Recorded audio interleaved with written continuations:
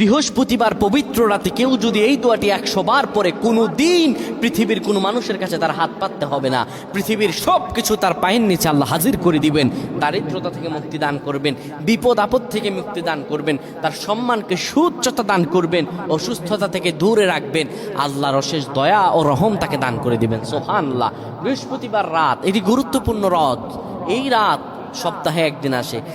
আরবিতে রাত আগে আসে, দিন পরে আসে। সুতরাং বৃহস্পতিবারের যে দিন গিয়ে রাত, এটি বৃহস্পতিবার রাত নয়, এটি শুক্রবারের রাত, এটি জুমাবারের রাত, এটি দোয়া কবুলের রাত, আল্লাহর কাছাকাছি হওয়ার রাত। সুবহানাল্লাহ। এই বৃহস্পতিবার রাত আল্লাহ তাআলা বান্দার দোয়া কবুল করেন।